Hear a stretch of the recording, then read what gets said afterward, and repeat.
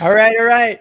We're back. Episode 10. We got an amazing human on the show today. Obviously, we got Gwen, the legend, the rock star, but we have Joey Pasquali, one of the top sailors in the world. The dude's a super freak. I remember racing this guy like 15 years ago. He was the guy that like you would look up to, like, okay, what are they using? What's going on? What's happening?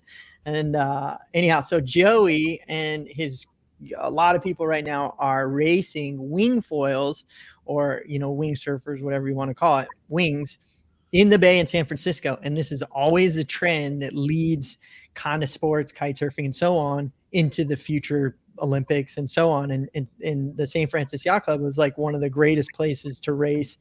Incredible wind shifts and just racing in the Bay is one of the coolest things ever. So we have Joey on board. Joey is literally an amazing human, and he's been doing all these races.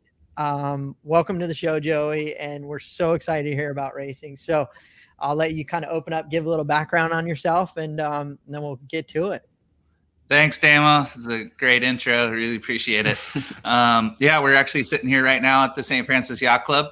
And I just started wing foiling about a year ago and just absolutely fell in love with it. It is just so good. There's so many tactical maneuvers and the speeds that we're starting to achieve now is so exciting. And, I couldn't be happier to, lead the way and do the best I can at this sport to see where we can bring it. Yeah. Yesterday, I met Joey for the first time, and I was filming him, and he's absolutely like ripping on the way. As crazy like maneuvers, and I think the wing foiling like racing has like a huge potential here. Like you can tell like how many people are like winging here, and like everybody is into like speed, and so I think there's some like really exciting stuff happening here. So a little more background just so the whole world knows what's happening here. So Joey was always one of these guys like Johnny Heineken. These are individuals that have a sailing, world-class sailors, hands down. Back when I raced in kite surfing, I remember Joey and Johnny as these guys that were like, and there's plenty of amazing humans that race there, but I would say they were the guys in the States that like, what are they using? What's going on?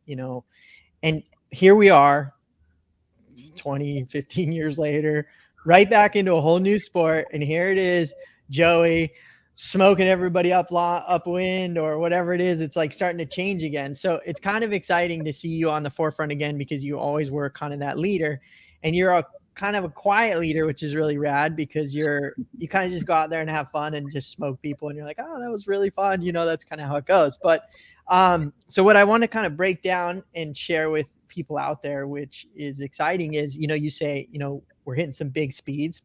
What kind of speeds are you guys hitting out there? I've clocked myself at about 35 knots now. So we're getting up there. Definitely on the reaches can be full on. 35 knots. Wow. Okay. So that's on a wing foil, 35 knots, San Francisco. How about how many people are on a start line right now? So we just had a wing race this last Friday, and there was 31 people on the line, and it was just so beautiful to see everyone and all the different wings, and it was hooting and hollering, and people were just jazzed. So it was really fun.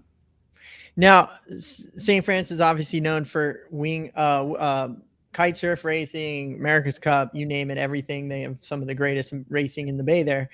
Is wing foiling in your eyes starting to like kind of be that cool factor of like, I want to race, I want to be on a wing, or is it still kiting, or is it other boats, or is this kind of like a new exciting thing? No, this is definitely, it feels a lot like when kite racing first came about. I have that same feeling about it. I'm getting more people coming from different aspects, of sailing, and people that were a little intimidated to touch like a kite racing setup, because there's a lot of equipment involved in that, are just coming through the door and just ready to race, and it's just so cool to see. Yeah, here, look at that, Damien.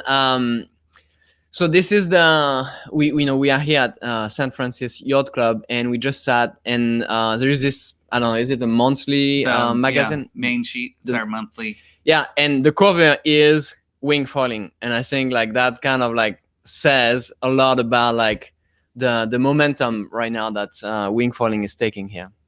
Is that Chip on the cover there? Is that Chip Yeah, right front and center? legendary There Chip it is. himself. He's the guy who started all this mess with kite racing, and now he's wing racing. I love it. I love it. Okay, so let's get into some specifics because we know people out there. We got questions coming in. Foil sizes. What are we running foil sizes for racing? Are we running like, 1600s? Are we running all the way down to, where are the top guys running? So right now we're still on a slalom course. We're really pushing to get into the course racing, upwind, downwind legs. So that will change with that. But right now we're running around an 800 foil for maximum speed on the reach. And as far as wing sizes, let's just call it's blowing 25 to 30 in the bay. And I'd say knots because that's kind of normalish, maybe I would say, right? Right. What size wings are guys racing on? So again, we're still reaching around a slalom course. And I think that an efficient wing, the right size wing at this point is, you said 25 to 30 knots. So I'd be on a 4 meter, probably pretty lit, maybe thinking about a 3. And as we move towards course racing, I expect us to start holding on to bigger stuff for the upwinds and downwinds. So then, Joy, like what's a good like characteristic of like a wing for racing? A good characteristic would be just a really good profile. I really like the Cabrini wings because they have a very tight leach to them. So they seem to go upwind and deep downwind really, really well. So, I've been very happy with, a tight profile like the Manus has. And stiffness, yesterday you were mentioning like the stiffness of the Mantis, for example. Yeah. So, again, it just feels like a carbon fiber mast, and we all know carbon fiber is fast and it's racy, and it really has that same structural feel as like when you pull in on it, it doesn't give. And I think that's what we're looking for. I got to talk to the team. You have carbon fiber wings. What's going on here? I'm over here in Florida. I'm just kidding. My next question would be, okay, so you're racing on a 4. There's 30 people online. Oh my gosh, that's like the coolest thing ever. Next one would be how long or what size fuselage are you running? I'm sorry, fuselage mast size of your foils, because I'm guessing you guys are kind of getting into some serious lengths for chop and leverage and so on. Yeah, I think, yes, we're going longer and longer. My mast right now is a 96 centimeter mast, and I know Johnny and a few others have been testing 110s. And that's all because I think it's a little bit more comforting knowing that your foil is going to stay below the water. And as well as like as we progress and learn, we're going to want to lean over into the breeze as hard as we can, and that will help the wingtips from staying below the water. Yeah, something that like I had never seen before when I was filming Joey yesterday. When he was going, he had like the same position as like, I don't know if you have seen, if you guys have seen listening to this, the kite racing, the kite foiling racing like riders are like, and they have a very specific position, and that's kind of like how like Joey was like leaning into the wing. So I had never seen anybody like, I don't know, cruising like that, like super fast. And the next big question would be, are you guys all riding with harnesses? Yeah, that's pretty key. I think about 95% of people at Chrissy are riding with harnesses now. And that's not just because of the racing. That's because the bay is so beautiful. We love going under the bridge. We love, going to different parts of the bay, and it just, lets you sail longer and relax when you need to. So you're speaking about the bay and the Golden Gate Bridge. Here's a little story for you. I remember when I got into racing, I remember literally hearing of Joey and Johnny Heineken, and these were the guys that were like leading the racing, and I wanted to be a big racer. And I think I showed up that year, and I did really well. And I think actually Joey won it. It was nationals or one of the biggest events in racing, and you won it. And then either the next year Johnny won it, or the next year it may have been my year that I won the whole thing. But long story short, I made it, and I won. I won the biggest event at the time, just like you and Johnny did. And I was riding for Cabrina and Neil Pride at the time. And Mr. Neil Pride was actually in San Francisco watching this event. And I thought, oh my gosh, there's all these people. It's like the greatest day of my life, or racing week, or whatever it was. And I was like, I'm going to go right under the Golden Gate Bridge. After my final race, I won. I just took off upwind and went under the bridge and like rode under it. And like, man, did I get in trouble, because I should have gone to the beach. Like, people thought, like, where did David go? Did he get hurt? Where did he go? And I was like the greatest moment of my life under the bridge. And I get back and I got into a little bit of trouble. So that was good learning lesson for any athletes out there. Make sure you do your job, go to the beach, celebrate, whatever.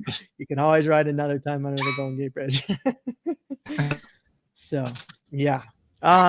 What are you guys literally racing in the whole bay, like all the way across the whole deal, just like normal racing, or are the courses shorter? I mean, you're going 30 knots, so you must be doing the whole bay.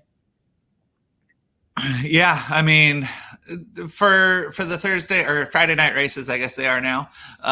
We're sticking close to the beach because it's slalom racing, so we're zigzagging, and it's also, you know, this yacht club's situated in such a beautiful spot that they like putting us right in front of the windows. So we're staying pretty close to the break wall in the yacht club, just for all the spectators to check it out.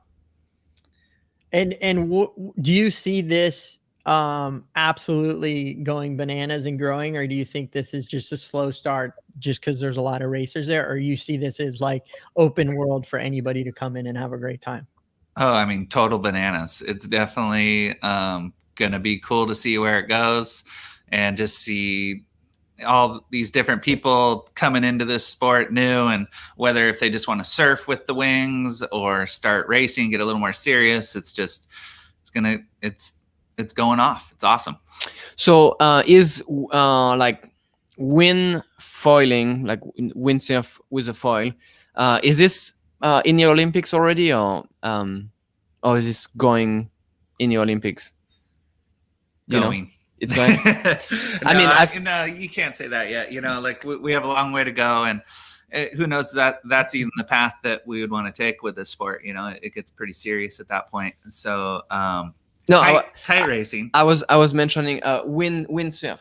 Oh, windsurf foiling. Oh, yeah. I feel like it was going in the Olympics, but I feel like so much more, like when you go at the beach, like so much more people are like going out wing foiling right now than like even wind foiling.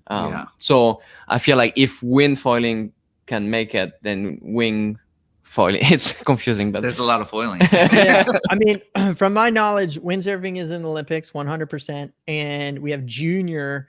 I think it was a junior kite surfing racing was in the Olympics, correct? I think that's what it was. And I can go on record. I'm going to say it right here on this live show with Joey. There's no question in my eyes wing foiling will be in the Olympics. I just totally believe it. I think we'll see a whole nother push there. That's my opinion. Christian has a great question for you, Joey. He's a beginner. And would you advise him to start with or without foot straps, learning how to foil on a wing? So what I did myself is go without foot straps, and it took me actually a long time to talk myself into going with the foot straps. Now I'm riding them most of the time. I went to a pretty small board so I can go faster. And that helps me get up. But I really love the feeling of doing it without foot straps. I think it's really free, and it foot straps just feel a little more serious, I guess. Let me help answer part of that question. Joey was known to always be riding a skimboard racing back in the day. We would like beat everybody on a skimboard without straps. So I just need to put that into question there, Christian, just for you. He's definitely a freak without foot straps. So yeah, but as far as, I would say whatever you feel comfortable with. Sometimes the front foot strap is nice to have there when you first get started to have a little bit of leverage, but kind of go with what you feel is comfortable. Toby, we really appreciate you, so thank you for chiming in. Joey, any advice for kids 10 years old, what to buy, foil sizes, wings? Obviously that's a tricky one, I would say, but let's just say a 10-year-old kid, what would be the best start to get started to learn how to wing foil? A 10-year-old kid, I mean, I think you can get away with a 60-liter board, your brand new board. It's probably plenty big for you at that point. And you can go with a pretty small wing. You can go with a 3 or 4. and I'd say a 1,200 centimeter front wing and a nice big back wing gives you more stability when you're trying to learn maneuvers. And yeah, that's really all you'd need. Yeah, we did a demo in Napig, New York, and there was this like little girl. She must have been 7, I think, and she went out on the inflatable stand-up paddle, and she had a 3-meter wing, I think, and she was just cruising. She could actually like jibe, do like a transition like on the stand-up paddle. So for like kids, especially when they learn, I feel like, you might not necessarily need the foil quite yet. You can already like put them on a stand-up paddle, holding the wing, play with the wing, and get used to holding the wing and how it reacts and everything.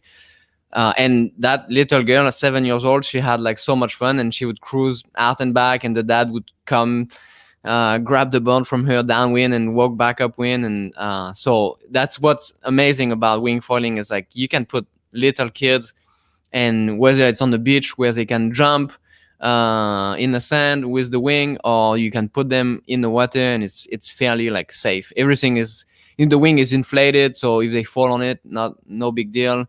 And especially if you put them on like inflated stand-up paddle, then they can fall on the board as well, and it's no big deal. Yeah, I would say, I mean, make it worth your while. And maybe like if I use a 6 in light winds, I may get a 3 or 4 for my child, but it's also my high wind one. So it's a good trade-off to maybe have that size overlap. But the reason why I think Joey and Gwen nailed it, the 3-meter or 4-meter, is, then the wing is manageable to not hit the ground all the time, because they're obviously smaller, or, depending on how big your 10-year-old is. But yeah, I think that's all great advice. Joey, you kind of hit something that was really important that has been a lot of talk recently, and I want to hit on it because I think it's awesome. And that is back wings for foiling, or for wing foiling. You kind of said something really important, and I think we should hit it with people so they understand. But the bigger the back wing in the back of your foil does what? What's it going to give you, Joey? I mean, I guess we technically call it a stabilizer, and what it's going to really give you is just the bigger you go, and if it has curve and whatnot, it's really going to give you a lot of stability. The foil is going to just be harder to turn, and it's not going to feel so high performance, but it's just going to be a really solid feel that you can maneuver your feet and just feel like, it's a much more solid feel, I guess. So good for a beginner. And then as you get more advanced, as you go smaller, what happens there? Your foil will start feeling more reactive and more performance oriented, and even if it's the same exact front wing that you've been riding forever, and you had this big stabilizer, as you incrementally go smaller, it's going to feel completely different. Yeah, I wanted to hit that because I think a lot of people out there sometimes may actually have the wrong setup, and they're learning on it, and they don't understand, why they're struggling. And I say it a lot. I mean, when you first learn, you should just get huge stabilizer in the back, make your life easy, learn the sport. You can always just trim it down and go to whatever you want to progress at your level, however you want to go. Another question I really want to bring up is, if I was to come, I've never wing foiled before, and I come and I see you, Joey, and I'm like, okay, Joey, I'm new to the sport. I know it's changing quite fast.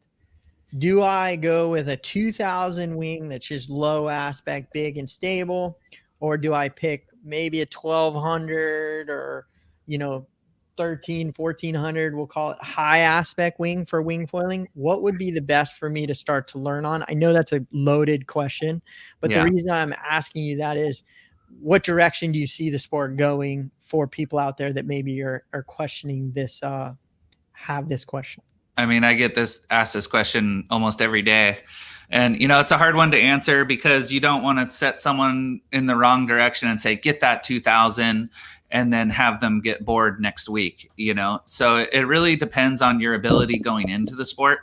If you've never foiled, if you've never really, let's say, touched the water, who knows where you're coming from, then yeah, I would recommend that 2000 with that massive board, and just you might ride it for a month then and then upgrade. And luckily winging's so big and so badass right now that you can actually sell that stuff and keep upgrading to what you want. But if it's someone that has a lot of experience kiting or, doing other things, then I would push them in the 12, 14 range and just say, hey, you're going to have a hard time learning, but when you actually get it going, you're not going to have to upgrade right away. Yeah, we definitely see like on the beach, like more and more people with high aspect foils. And that, I mean, it's when you are like looking at like high aspect foil is not exactly the same. I mean, when we started, when I started, it was always like trying to get a 2000 square centimeters like foil, and then a big step would be like to go down to the 1600. And now yesterday I was riding the 800 high aspect, and thinking like a few months ago I would have never imagined I would be riding 800. But 800 high aspect has a lot more lift than like an 800 low aspect. So everything is kind of like different. And so I don't know if you guys agree, but like we could say that like something around like 12 to 1400 high aspect is almost the equivalent of almost a 2000 in terms of like lift. Yet it's going to be faster than a 2000. So that's why sometimes maybe we recommend a 2000 low aspect for beginners, because you are not going to go as fast, and it will be easier to progress on. Yeah, I mean, I think you said it perfectly. I mean, spot on. A couple questions popped up. This one's for Joey. What's the fastest tack heading relative to the wind, or when you're winging, like tacking? What would be the fastest tack? And I'm not really sure if that's like, there's some guys ripping into the wind and doing the wing behind the back or up over your head, or I mean, what are you seeing on the racing circuit right now? I mean, I'm working on that myself. We're not doing course racing yet, so tacking's not part of the slalom racing that we've been doing, but I'm thinking ahead. And I am trying to achieve a tack. Obviously, tack, you're going to go through the eye of the window. And I'm actually trying to work on switching my feet in the middle of the tack, so I come out on the new tack ready to go and race on the next tack. So I think there's two ways you can do it. You can come out toe side and switch your feet, but I'm just working on trying to come out ready to go. What he's trying to say, everybody, is the fastest way to go is switch your feet during it. Don't go toe side and then switch your feet, because I know Joey, if he's working on it, it's for sure very advanced. And I've actually tried it, and I would say, man, is it so much harder than on a kite, huh? Wow. Yeah. Like, you got to be a lot faster footwork. Yeah. And then Toby asked the same question. We covered this earlier. Harness is useful in racing for sure. It sounds like 95% of the people are racing with harnesses, from the sound of it from Joey. What do you see as more fun in racing right now? Obviously, you guys are kind of doing a lot of reaches and downwind or slaloms. Do you think the upwind stuff would be super fun, or do you think like full downwind races, like going, super far? What's kind of like, what's fun for you right now, or is just every part of it fun? Well, yeah, I mean, it's all fun, but I just can't wait to get off the line and have it be a windward start where you race to a weather mark and just see everyone and see how that goes. And my second thing would be the leeward marks are going to be really interesting, just because all this, when you backwind the wing and you have all these crazy maneuvers that you could probably weave in and out of people and gain spots. So I think that's going to be a really exciting aspect of it. I feel like something we haven't talked about is the board, and it was kind of like unique. The board that you are using. Can you tell us like the board you choose to use for racing? Yeah, I'm actually using one of my first kite race boards that I had made for me, and it's crazy because it's like recycling a board, and I'm like, here we go, getting smaller and smaller and less drag, and it's the train's starting again. What's the most people like? What are most people on when they race? Right now, people are sticking to still not quite sinker boards, just because if you were to fall into a lull before the start, you have to get going and you have to make that start line. So it's definitely risky, the smaller board that you go. Very well said. I've done my fair share of swimming there. Let's see. So you're hitting 35 knots. Wow. I mean, to put it into perspective, yesterday I was cruising and I had the GoPro, and the GoPro can like show you the speed you are going, and I was going about like anywhere like 9 to 11. Oh, I love it. I love it. And what are the yacht clubs thinking? What is like, are the beaches like, I guess I would say the people on the beaches, are they super fired up watching it? Is it just really exciting to watch? Oh yeah, I mean, you've been to Christie Field before, and we have a great spectator, people walking by enjoying the beach, and they're just blown away. You know, when I was kite racing, you'd go out for the day and they would never really see you. And this is just more epicentered, and people could see what's going on, and they're way more excited about it. And they feel they can do it too, is what is really cool. I feel like someone walking down the pathway can stop you and be like, I think I can do that, you know, where kite racing is pretty intimidating. Yeah, I think the biggest advantage I look at, I mean, I raced for many years, but I look at the fact is Chrissy's kind of cold water and can have some really cold days. And I look at like how many times we had tangles and lines and kites and nightmares just to get to the line, versus this, you can just hop on your wing, you're at the line, game on, go. You know, like I could see it being very accessible. A great question came up, which is a very good question. Longevity of the wings. Are you noticing your wing getting more blown out or more used being in those type of conditions and racing, or are they lasting good? I mean, how much time have you put on your wing? I just got my wings, so I haven't noticed that yet, but we were just talking about this at the beach yesterday about harnesses, and I can definitely feel like my back now, because we're starting to really wrench on these wings and use the harnesses actually quite a lot. So the loads are getting higher and higher. So I can't imagine that after some use, they will get blown out. Yeah, for sure. Wow, it's amazing you guys are putting that much load on the harnesses versus you think about when you're wing foiling right now, you're like riding waves, or I don't even need a harness, and you guys are like loaded up like looks like it's taking full circle back.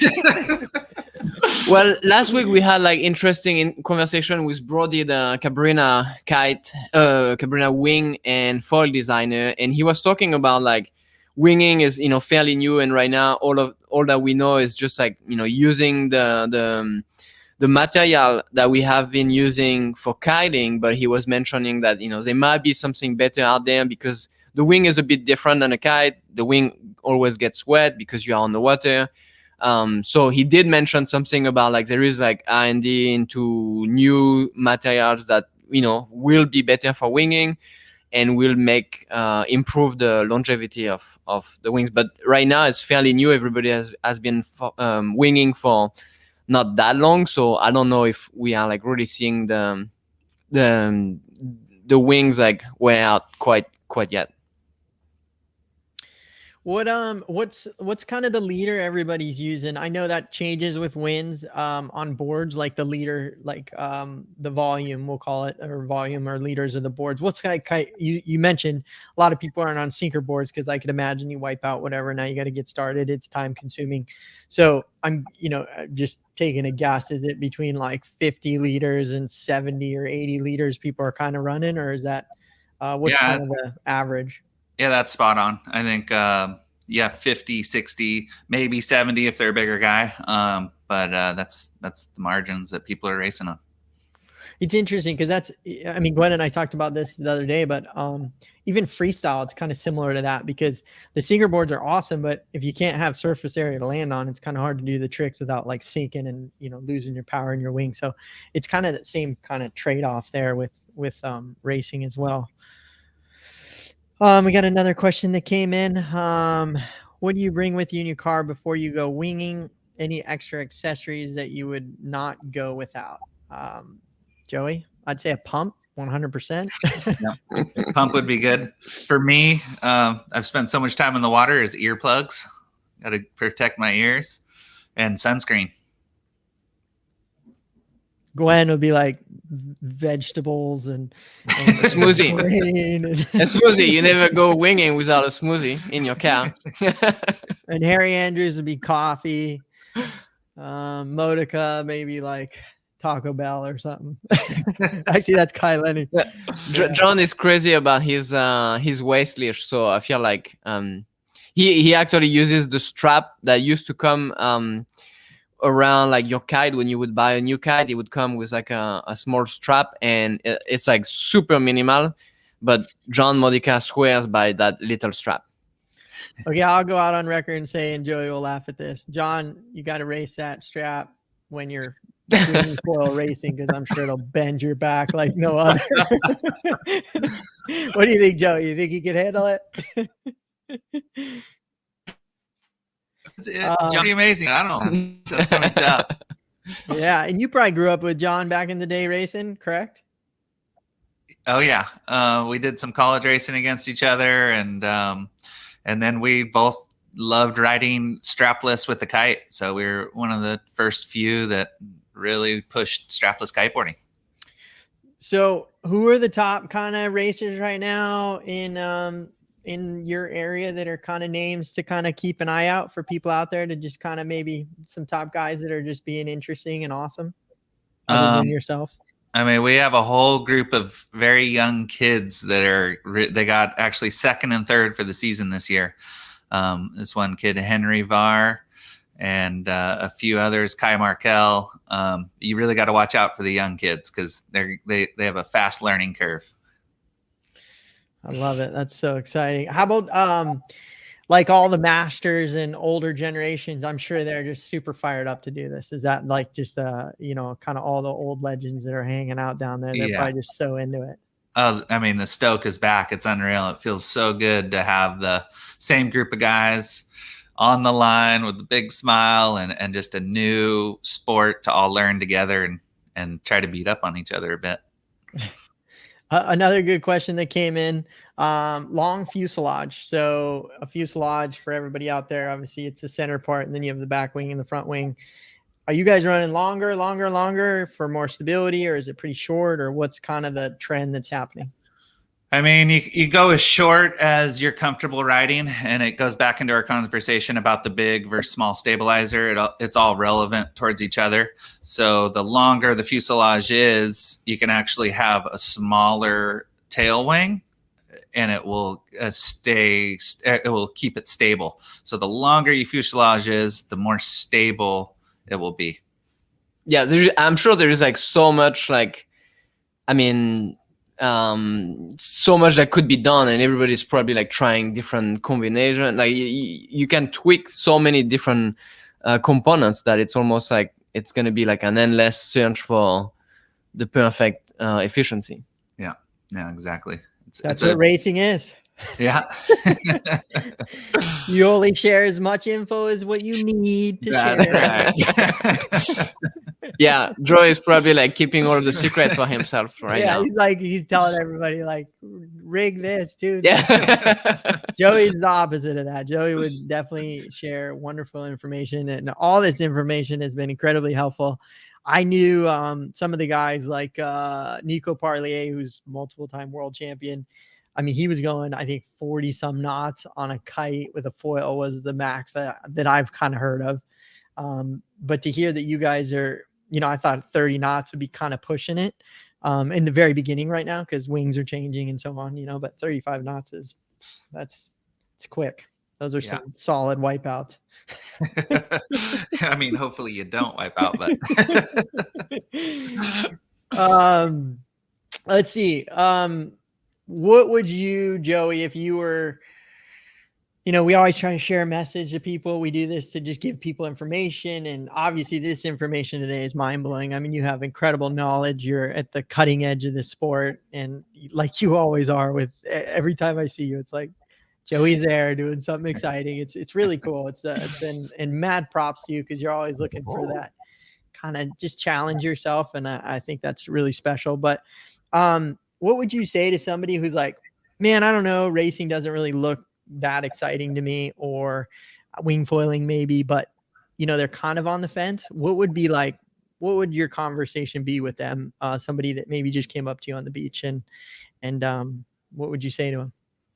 I mean, give it a shot, being stubborn about it or not giving it a try or one way or the other. It's just, you really don't know what you're going to enjoy before you actually do it.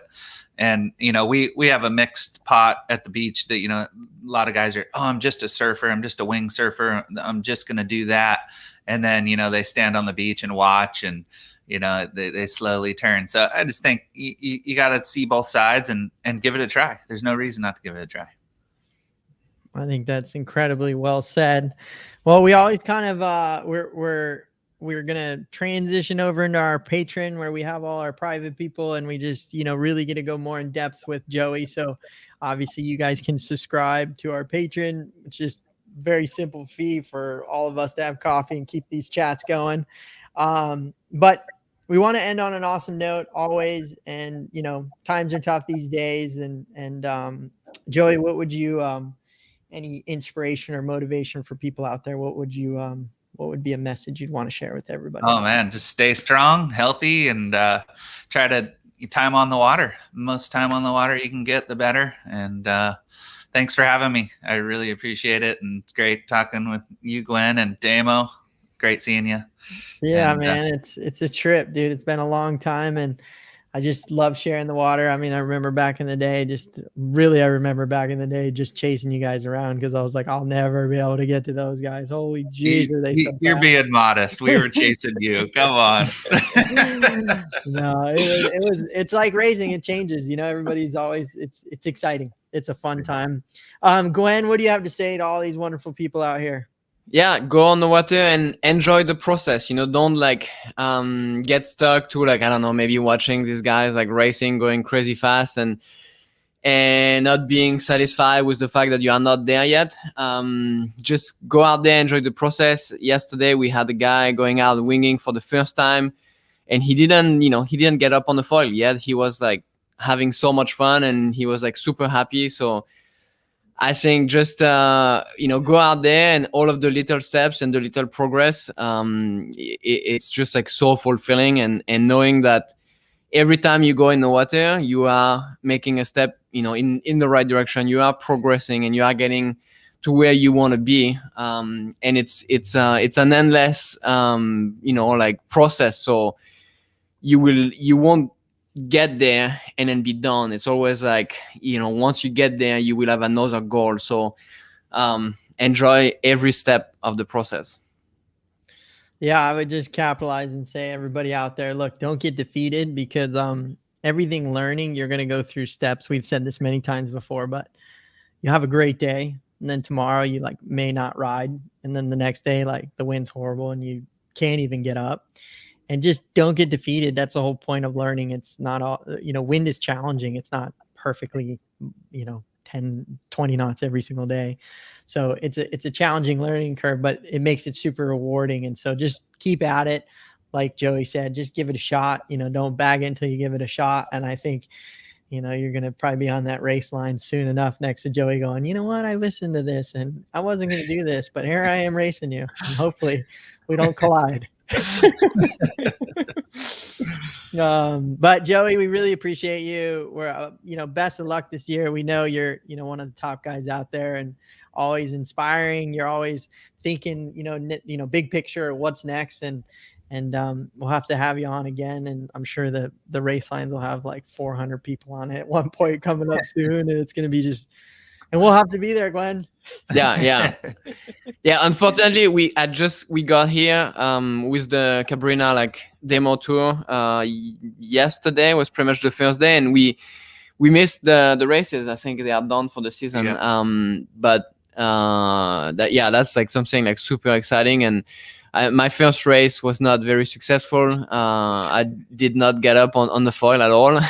So I look forward to my second try.